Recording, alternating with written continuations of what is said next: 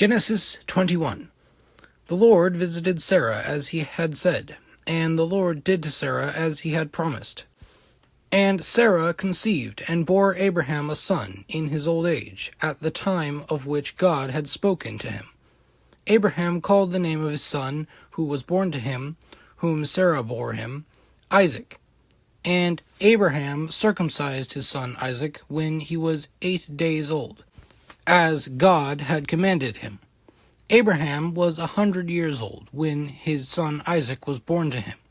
And Sarah said, God has made laughter for me. Everyone who hears will laugh over me.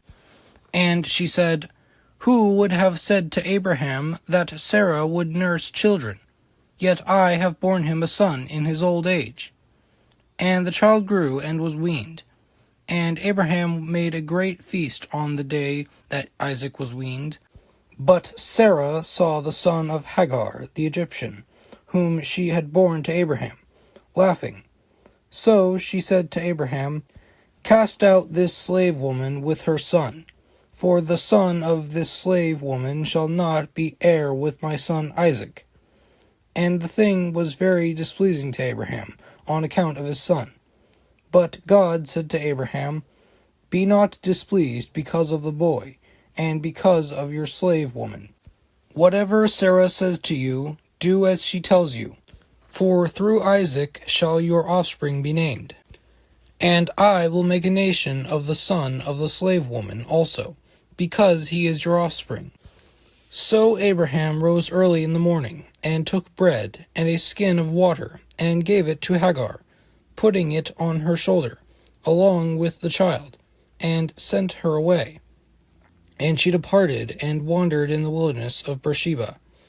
When the water in the skin was gone, she put the child under one of the bushes. Then she went and sat down opposite him, a good way off, about the distance of a bowshot. For she said, Let me not look on the death of the child. And as she sat opposite him, she lifted up her voice and wept. And God heard the voice of the boy, and the angel of God called to Hagar from heaven, and said to her, What troubles you, Hagar? Fear not, for God has heard the voice of the boy where he is. Up, lift up the boy, and hold him fast with your hand, for I will make him into a great nation. Then God opened her eyes, and she saw a well of water. And she went and filled the skin with water, and gave the boy a drink. And God was with the boy, and he grew up. He lived in the wilderness, and became an expert with the bow.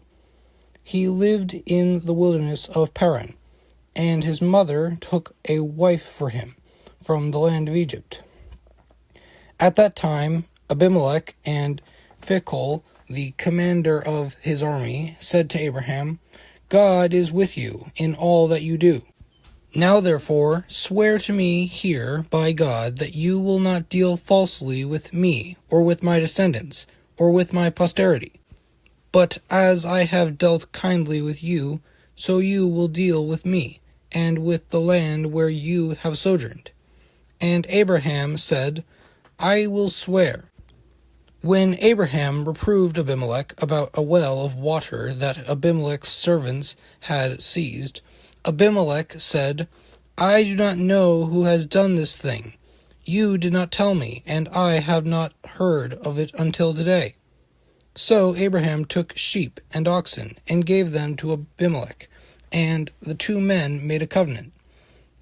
Abraham set 7 ewe lambs of the flock apart, and Abimelech said to Abraham, What is the meaning of these 7 ewe lambs that you have set apart?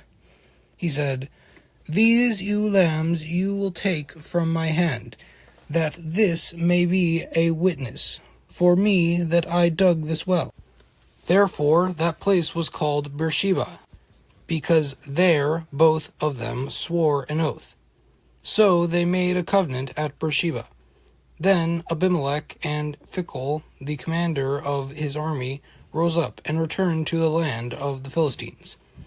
Abraham planted a tamarisk tree in Beersheba, and called there on the name of the Lord, the everlasting God.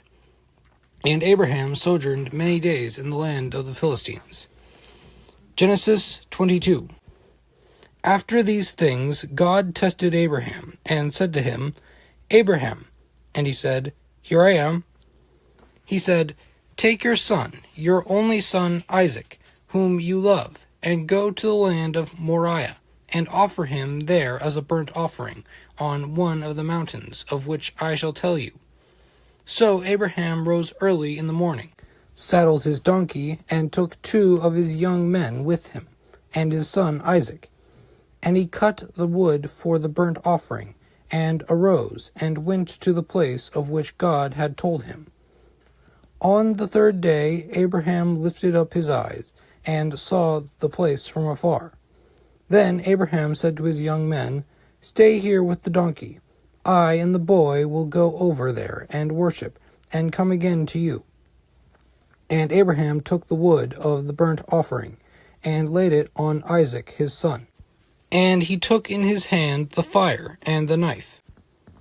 So they went both of them together.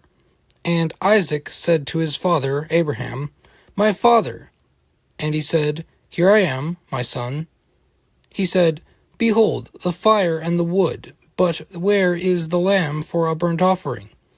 Abraham said, God will provide for himself the lamb for a burnt offering, my son.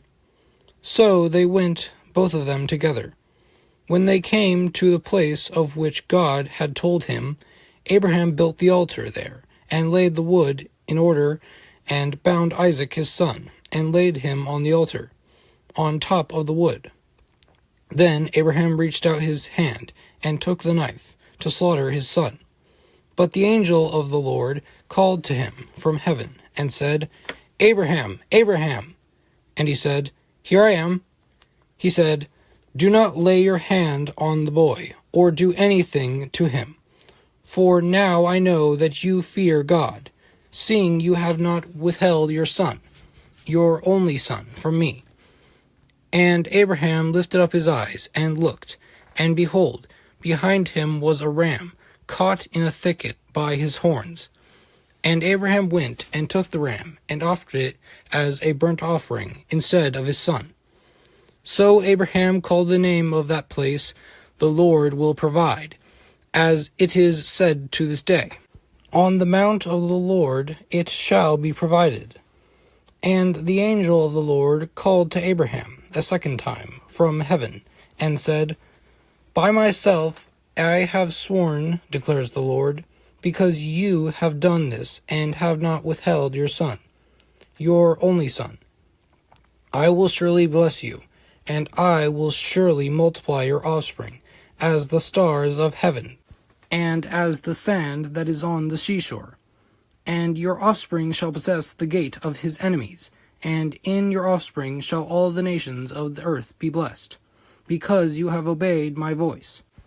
So Abraham returned to his young men, and they rose and went together to Beersheba. And Abraham lived at Beersheba.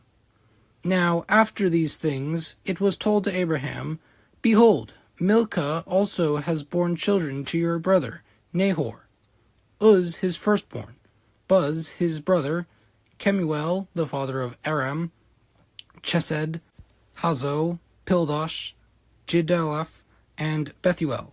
Bethuel fathered Rebekah. These 8 Milcah bore to Nahor, Abraham's brother. Moreover, his concubine, whose name was Reumah, bore Tebah, Gaham, Tahash, and Makkah. Genesis 23. Sarah lived 127 years. These were the years of the life of Sarah, and Sarah died at Kiriath Arba, that is, Hebron, in the land of Canaan, and Abraham went in to mourn for Sarah, and to weep for her. And Abraham rose up from before his dead, and said to the Hittites, I am a sojourner and foreigner among you. Give me property among you for a burying place, that I may bury my dead out of my sight. The Hittites answered Abraham, Hear us, my lord. You are a prince of God among us. Bury your dead in the choicest of our tombs. None of us will withhold from you his tomb, to hinder you from burying your dead." Abraham rose and bowed to the Hittites, the people of the land. And he said to them, "If you are willing that I should bury my dead out of my sight, hear me and entreat for me Ephron, the son of Zohar, that he may give me the cave of Machpelah, which he owns. It is at the end of his field. For the full price let him give it to me in your presence as property for a burying place." Now Ephron was sitting among the Hittites, and Ephron the Hittite answered Abraham in the hearing of the Hittites, of all who went in at the gate of his city, "No, my lord, hear me. I give you the field, and I give you the cave that is in it. In the sight of the sons of my people I give it to you. Bury your dead." Then Abraham bowed before the people of the land. And he said to Ephron in the hearing of the people of the land, "But if you will, hear me. I give the price of the field. Accept it from me, that I may bury my dead there." Ephron answered Abraham, "My lord, listen to me. A piece of land worth 400 shekels of silver. What is that between you and me? Bury your dead." Abraham listened to Ephron, and Abraham weighed out for Ephron the silver that he had named in the hearing of the Hittites, 400 shekels of silver, according to the weights current among the merchants. So the field of Ephron in Machpelah, which was to the east of Mamre, the field with the cave that was in it, and all the trees that were in the field, throughout its whole area, was made over to Abraham as a possession in the presence of the Hittites, before all who went in at the gate of his city. After this, Abraham buried Sarah, his wife, in the cave of the field of Machpelah, east of Mamre, that is, Hebron, in the land of Canaan. The field and the cave that is in it were made over to Abraham as property for a burying place by the Hittites.